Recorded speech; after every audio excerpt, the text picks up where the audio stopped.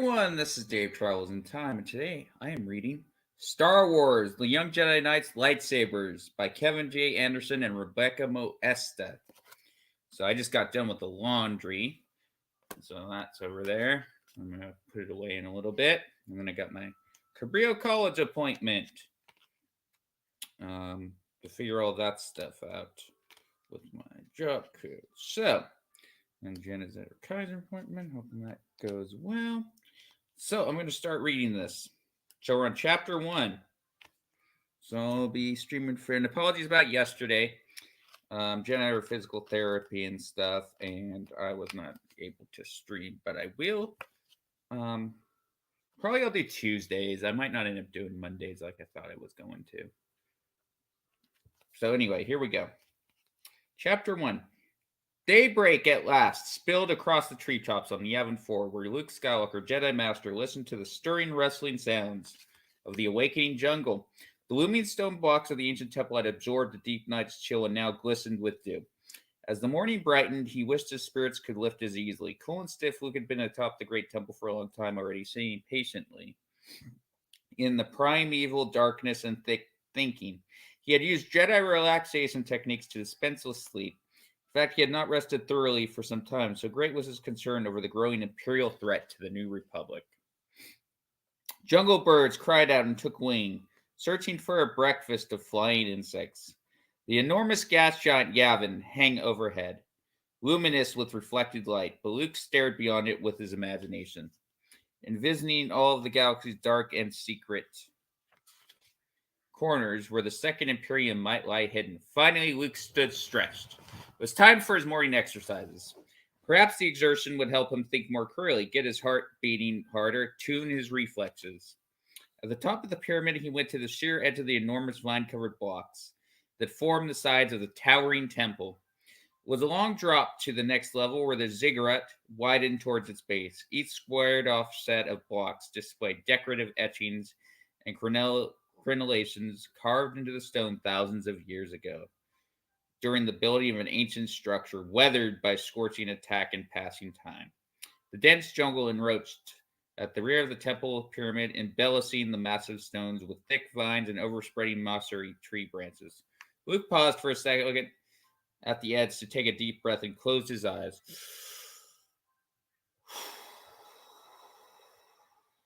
To center his concentration. Then he leaped out into space. He felt himself falling and rotated in midair, executing a backward somersault that brought him into possession, feet down, just in time to see the cracked old stones rushing up to him. Using the force to slow himself just enough for a hard landing, he rebounded and pushed off towards the nearest vine. Allowing himself a brief laugh of exhilaration, Luke snagged the rough jungle creeper and swung up into the lichen-flaked branch of a Maserati tree.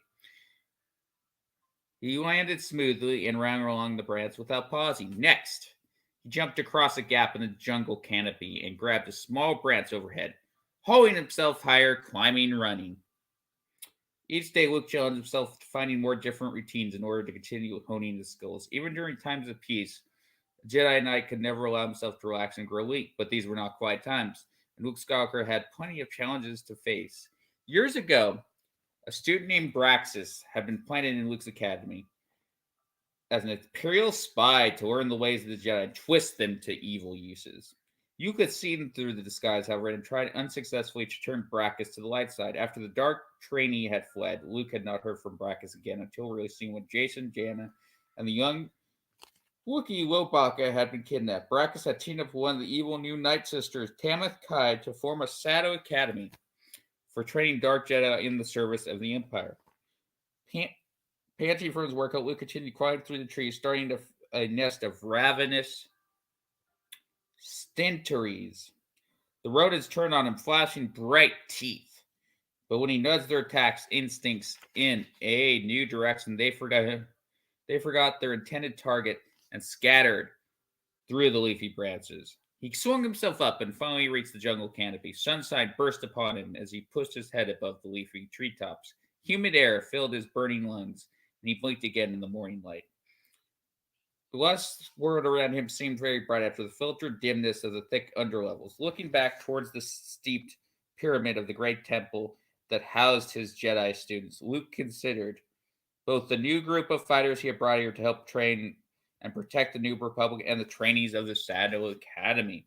In the past few months, the Shadow Academy had begun recruiting candidates among the disadvantaged young men and women of Coruscant, taking these loved ones to serve the Second Imperium. One of these had been a teenager named Zek, a dark-haired, green-eyed scamp who had been a good friend of the twins, especially Jaina. In addition, the TIE pilot Quirrell, who had spent over 2 decades hiding on Yavin 4 after the first Death Star was destroyed, led a raid to steal hyperdrive cores and turbo laser batteries from an incoming New Republic supply ship. All this and more led Luke Skywalker to the conclusion that the Shadow Academy was gearing up for a major battle against the New Republic. Since the death of Emperor Palpatine, there had been many warlords and leaders who had attempted to rekindle the Imperial way, but Luke sensed through the Force that this new leader was something more evil than just another pretender. Bright sunlight fell across Luke, warming his hands. Brilliantly colored insects flitted about, buzzing in the new day. He shifted against the rough branches and drew a deep breath of the fresh air, catching mingled scents from the lush jungle all around him. Shadow Academy was still out there, still training Dark Jedi. Luke hated to rush his training of those who studied the ways of the light side, but circumstances forced him to attempt to bring out powerful defenders faster than the Shadow Academy could create new enemies. A fight was brewing, and they had to be prepared. Luke grabbed a loose vine and let himself drop until landing with a jarring thump against the wine lazamosity tree. He set off running at top speed back to the academy. The workout had awakened him fully, and now he was ready for action. It was time for another guards gathering of students at the Jedi Academy, and Jason Solo knew that moment that meant his uncle Luke Skywalker had something very important to say. Life at the Academy was not a constant series of lectures and classes, as he had experienced during tutoring classes back on Coruscant. The Jedi Academy was designed primarily for independent study in a place where Force-sensitive individuals could delve into their minds, test their abilities, and work at their own pace. Each potential Jedi Knight had a range of skills. Jason himself had a knack for understanding animals, calling them to him, and knowing their thoughts and feelings. His sister Jaina, on the other hand, had a genius for mechanical things, electronic circuits, and possessed engineering intuition. Wilbaka, their Wookiee friend, had an eerie rapport with computers, which allowed him to decipher and program complex electronic circuits. Their athletic friend Tenel Cobb was physically strong and self-trained, but she usually avoided relying on the Force as the easiest solution to a problem. Tenel Cobb depended on her own wits and strength first. In his quarters, Jason's exotic pets wrestled in their cages along the stone wall. He hurried to feed them and then ran his fingers through his unruly brown curls to remove any stray bits of moss or fodder he might have picked from the cages. He poked his head into his twin sister Jaina's chambers as he, too, prepared for the big meeting. She quickly combed her straight brown hair and scrubbed her face clean so their skin looked pink and fresh. Any idea what Uncle Luke's going to talk about? She asked, dripping drips of water from his chin nose. I was hoping you'd know, Jason said.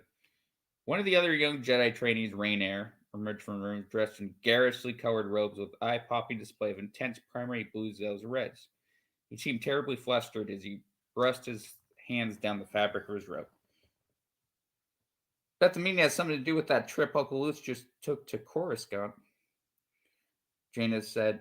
Jason remembered that the Rook had recently flown off the Shadow Chaser, a sleek ship that appropriated from the Shadow Academy in order to make their escape to discuss the threat of the Second Imperium with Chief of State Leia Organa Solo, Luke's sister and the twins' mother. Only one way to find out, Jason said. Most of the other students should be in the grad audience chamber already. Well, then what are we waiting for? Jaina said and took off with her brothers, a brisk clip down the corridor. Behind them, Rainier emerged from his quarters again, looking much more satisfied now that he managed to find a robe that was, if anything, even more dazzlingly bright than the first one.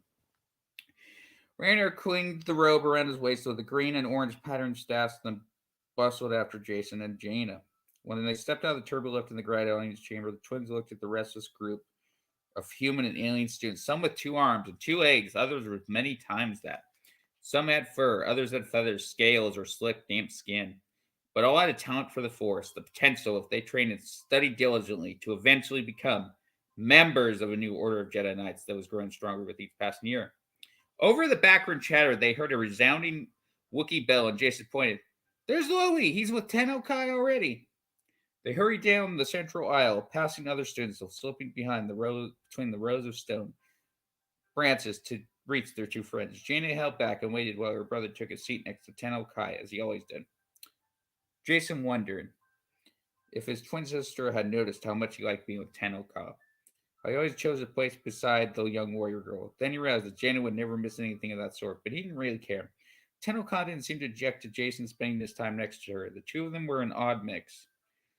Jason always wore an impish grin and enjoyed joking around. Ever since they had met, one of his main goals had been to make Tanoka laugh by telling her silly jokes. But despite his best efforts, the strong girl with reddish gold hair remained serious, almost grim, though he knew she was intelligent, quick to act, and profoundly loyal. Greetings, Jason, Tanoka said. How are you doing, Tanoka? Hey, I've got another joke for you. Lobaka groaned, and Jason shot him a wounded look. There was no time, Tanoka said, pointing towards the speaker's platform. Master Skywalker is about to address us. Luke had come into the stage and stood in his Jedi robe, his face deeply serious. He folded his hands in front of him. The audience quickly grew quiet. Time of great darkness is upon us, Skywalker said. The silence grew even deeper. Not only does the Empire continue its struggles to reclaim the galaxy, but this time it is using the Force in an unprecedented manner. With its Shadow Academy, the leaders of the Second Imperium are creating their very own army of dark side Force wielders, and we, my friends, are the only ones who can stand against it. He paused as the news sank in. Jason swallowed hard.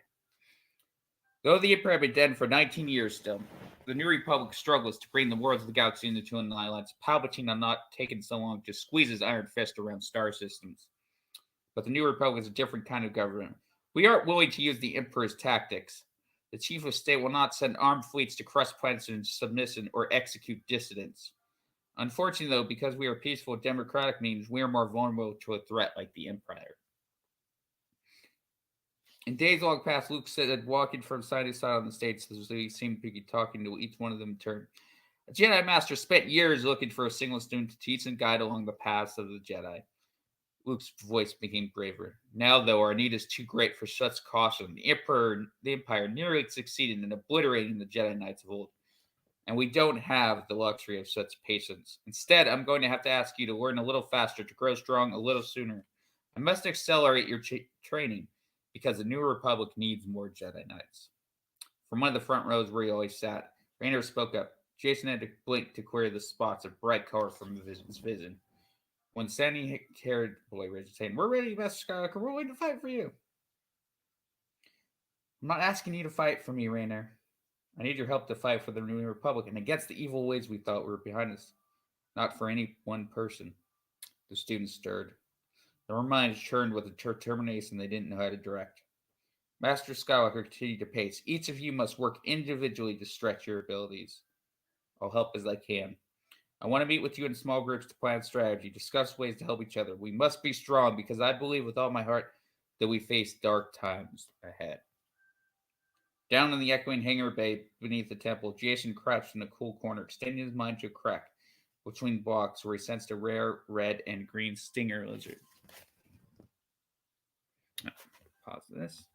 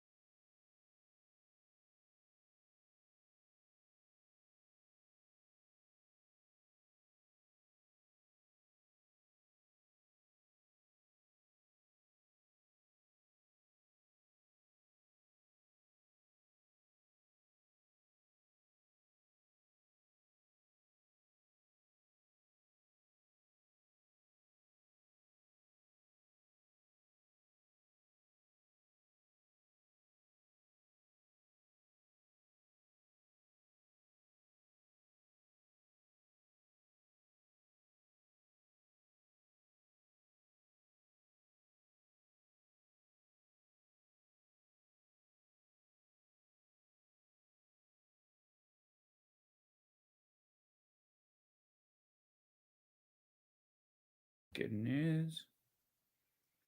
All right, that went good. Okay, where was I?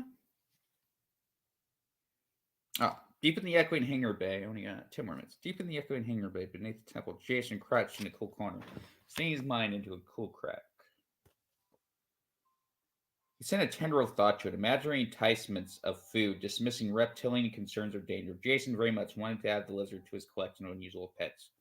Will Balka and Jaina tinkered with Loe's T-23 Skyhawk, the flying craft that his uncle Chewbacca had given to him when he brought the young Wookiee to the Jedi Academy.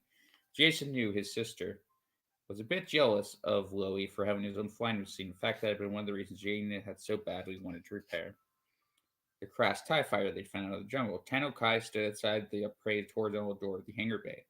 She held a forged wooden spear that she used for target practice, throwing it with exceptional skill toward a tiny mark on the landing pad. The teenage warrior could strike her target with either hand. She stared at her goal with cool granite gray eyes, focused her concentration, and then let the sharpened stick fly.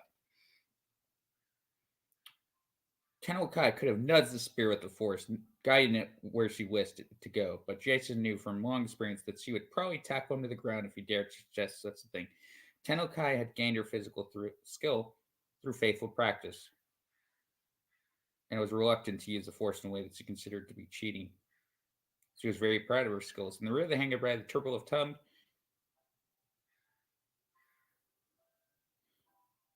Luke Skywalker emerged and looked around. Jason gave up his designs on the stinger lizard and stood. His knee cracked and his ankles were sore, which made him realize how long he had crouched motionless. "Hi, Uncle Luke," he said. Tenno Kai threw a spear one last time, then retrieved it and turned to meet Luke. She and the Jedi Master had spelled a special bond from the time the two of them had spent together searching for the kidnapped twins. Though Jason sensed that Tenno Kai and Uncle Luke said the other secrets as well. "Greetings, Master Skywalker," Tenno Kai said. The tiny voice of MTD, the miniaturized translator droid, came from a clip on Wilbaka's chime, chimed out. "Master Wilbaka, we have a guest. If you're quite finished fussing with his crows, I believe Master Skywalker wishes to converse with you." Wood grunted and raised his shaggy head, scratching the remarkable black streak of fur that rose over one eyebrow and curved down his back. "What is it? Oh, hi, Uncle Luke." "I'm glad you're all here. I wanted to discuss your training. You four have been in closer contact with the Second Imperium than my other students, so you know the danger better than they do. You will also have extraordinary strong Jedi potential. I think perhaps you're ready for a greater challenge than the others." "Like what?" Jason asked earlier. "By taking the next step toward becoming full Jedi Knights." Jason's mind spun, trying to figure out what his uncle meant. Jaina explained, "You want us to build our own lightsabers, don't you?" "Yes. I normally wouldn't suggest this so early, especially for such young students, but I think we're in a battle so difficult that I want you to prepare to use every weapon at your disposal." Jason felt a surge of delight, followed by a sudden uneasiness. Not long ago, he had desperately wanted his own lightsaber, but he had been forced to train with one of the Sato Academy.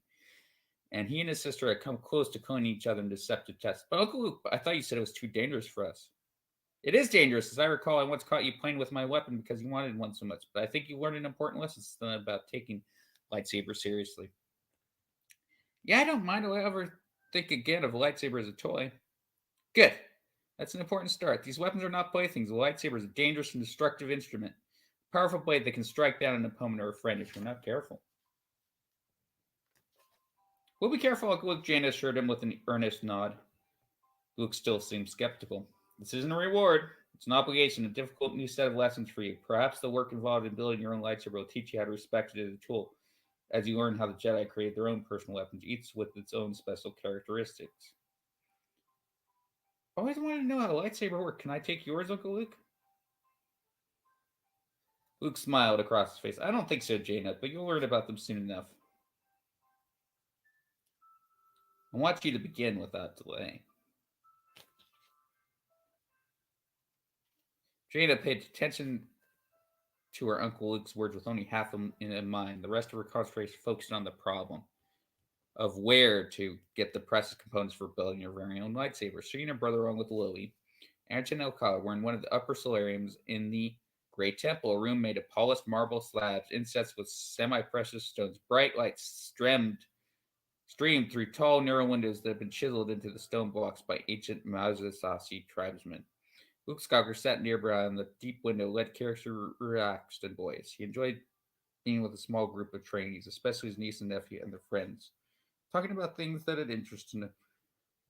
You may have heard about Jedi Masters in the Clone Wars who were able to fashion lightsabers in only a day or two using whatever raw materials were at hand, Luke said.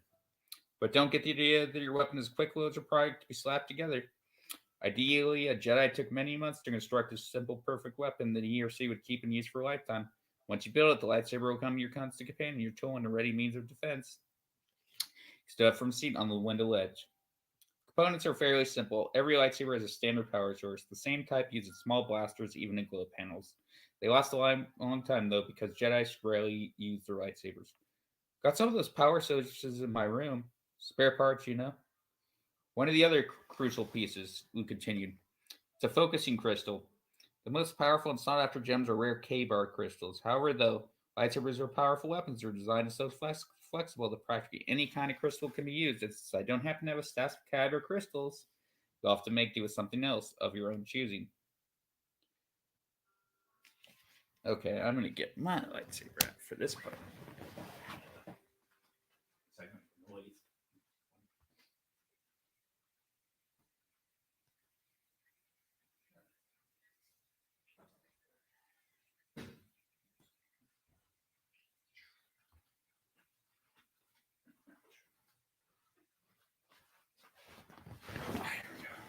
Alright, so I'm gonna make the lightsaber noise.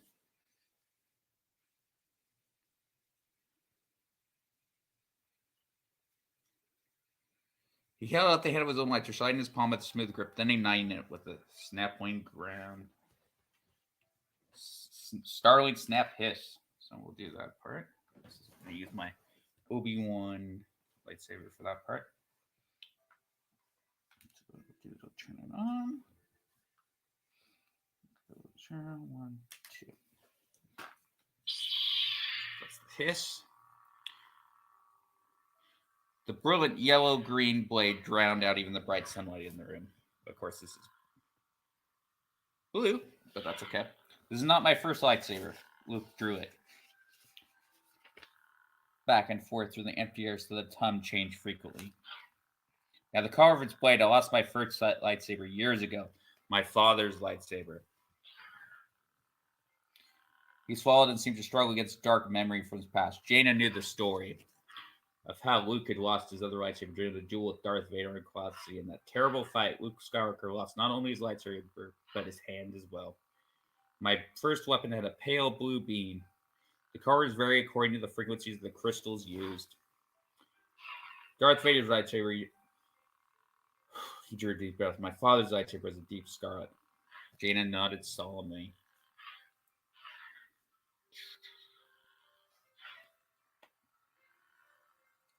She remembered fighting Vader's holographic image on the Shadow Academy. Her lightsaber experiences had not been pleasant on the Imperial station. Now her feelings about the Shadow Blade were even more confused. One of my students, Silgal, a Silmarian, like Admiral Akbar, made her lightsaber with smooth curves and protrusions as if the handle had grown from metallic coral. Inside, she used a Ultima Pearl, one of the treasures found in the seabeds of a watery planet. My first true failure as a teacher was another student named Gintoris. He built his lightsaber in only a few intense days, following the instructions given to him by the evil spirit of Axar Kun. Gintoris thought he was ready, and my mistake was not seeing what he was up to. You, my young Jedi Knights, must be different. I can't wait any longer to train you. You must learn how to build your lightsabers and how to use them in the right way. Galaxy is changing. You must meet the challenge. A true Jedi is forced to adapt or be destroyed. Tennokai spoke up. Where will we find these crystals to build our weapons? Master Skywalker? Are they lying on the ground? Perhaps. Or it's possible they could be scavenged from an old equipment left here from when the place was a rebel base. Or maybe you already have resources you haven't yet realized. So a quick glance at Jason. But Jaina couldn't decipher what the glance meant. Why can't you just start on your lightsabers immediately? Luke switched off his throbbing weapon and looked down at his handle. But I hope you'll need to use your weapons only rarely, if ever.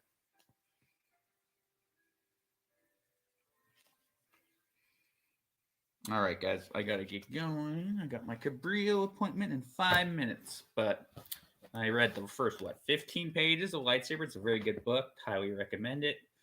It's under the Young Jedi Knights young adult book series. These were made when I was like 5 years old. This is 96. That's crazy. Yeah, highly recommend these. It's a good book. I'll read more sometime again. And then I will be back to stream. What's today's? Tuesday. Sorry I didn't stream yesterday. I'm going to stream again probably tomorrow. Actually, I'll do Thursday. I'll do Thursday just to play it safe. I'll do Thursday for the next stream. Be on the lookout for that. It'll be around this time. No, wait. I got my jaw cut. So it'll be around probably like 2-ish p.m. 2 is maybe 4. Actually, I might do 4 o'clock for my stream on Thursday. Be on the lookout for that. And I'll read more of this, actually. Why not? Because this was quite fun. So be on the lookout for the next stream Thursday at 4. Read more of the Lightsabers story, the Lightsabers novel. All right, guys. Hope you have a good one. Take care. Peace. If you like what you see, check out this channel. Give it a shot. And if you really like it, subscribe if you'd like. For new people out there. All right, take care. Hope you have a good rest of your Tuesday. Peace. Bye for now.